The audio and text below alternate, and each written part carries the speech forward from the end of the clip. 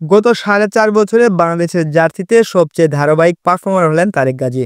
এখন পর্যন্ত 33 ম্যাচের ক্যারিয়ারে পারফরম্যান্স নিয়ে যদি সমালোচনা করি, বলতে গেলে হাতে গোনা 2টা এরর, যার মধ্যে প্রথমটা ছিল সাফ 2023 চ্যাম্পিয়নশিপে নেপালের বিপক্ষে। যদিও সেটা তারেক গাজীর ইন্ডিভিজুয়াল এরর ছিল না, সেন্ট্রাল এরিয়া থেকে একটা ব্যাক পাস মিডফিল্ডে ইন্টারসেপ্টেড হয়ে তারেকের সামনে হঠাৎ এসে পড়লে অপোনেন্ট 2 অ্যাটাকারের প্রেসিংয়ের সামনে তিনি একা হয়ে যান এবং সেখান থেকেই গোল হজম করেন বাংলাদেশ। এবং দ্বিতীয় ভুলটি হলো সর্বশেষ হংকং চায়নার বিপক্ষের ম্যাচে তপু বর্মনের ব্যাক পাসে অ্যাক্সিডেন্টাল একটা স্লিপে প্রতিপক্ষকে ফাউল করেন এবং প্রতিপক্ষ পেনাল্টি পেয়ে যায়। মূলত তারেক সেটা করেছিলেন দলকে গোলের হাত থেকে রক্ষা করতে গিয়ে, কে জানবে দলকে গোলের হাত থেকে বাঁচাতে গিয়ে দলকে গোলের সামনে ঠেলে দিবেন। এই দুই ভুলকে এক পাশে রাখলে অভিষেক থেকে এখন পর্যন্ত তারেকের পারফরমেন্স গ্রাফ বেশ ভালো ছিল। গত জুনে সিঙ্গাপুরের বিপক্ষে একদম শেষ মুহূর্তে অসাধারণ এক হেডেক বাংলাদেশকে ম্যাচে প্রায় ফিরিয়ে দিয়েছিলেন, কিন্তু ভাগ্য যখন পক্ষে থাকে না, ভাগ্য সহায় না হওয়ার কারণে গোলবারে লেগে সেটা প্রতিহিত হয়। যাই হোক, তারেক গাজীর পুরো রিদমে ফিরতে এখন আরেকটু কাজ করা উচিত ফিটনেস নিয়ে।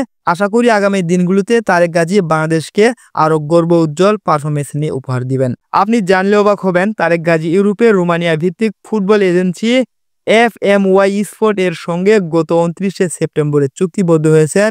এই ফুটবল এজেন্সি তাদের খেলোয়াড়দের ইউরোপের বিভিন্ন দেশের শীর্ষ লিগে চুক্তিবদ্ধ হতে সাহায্য করে। সেই অনুপাতে বলা যায় তারেক গাজী ইউরোপের কোনো ক্লাবে খেলবেন। উল্লেখযোগ্য দেশগুলোর মধ্যে রয়েছে মন্টেনিগ্রো, লিথুয়ানিয়া, বুলগেরিয়া, স্লোভেনিয়া, তুরস্ক, নরওয়ে এবং ফিনল্যান্ড এবং সাইপ্রাস এবং হাঙ্গেরি।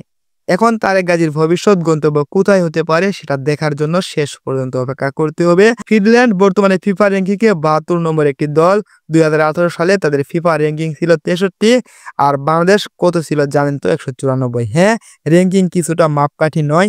ধরলাম ফিনল্যান্ড আরো পেছনে থাকার একটা দল, বাংলাদেশ আরো সামনে থাকার মতো একটা দল। বাংলাদেশকে 180 এবং ফিনল্যান্ডকে শুধুমাত্র 80 ধরলেও ব্যবধানটা 100 হয়ে দাঁড়ায়। শুধুমাত্র তফাৎ বোঝাতে একুরেট ব্যবধান না দেখে ন্যূনতম পার্থক্যের উদাহরণটা দিলাম। তারেক গাজী এই ফিনল্যান্ডের বয়সভিত্তিক দলের রাডারেই ছিলেন 2018 সাল পর্যন্ত। 2018 সালে খেলেছিলেন ফিনল্যান্ড অনূর্ধ্ব-18 দলের হয়ে 4 ম্যাচও অনূর্ধ্ব-19 দলের হয়ে খেলেছেন 1 ম্যাচ। জাতীয় দলের চান্স না পেলেও ফিনিশ লিগে খেলে নিজের ক্যারিয়ারের গ্রোথ আর ভালো রাখতে পারতেন। আফসোস সে সময় বিপিএল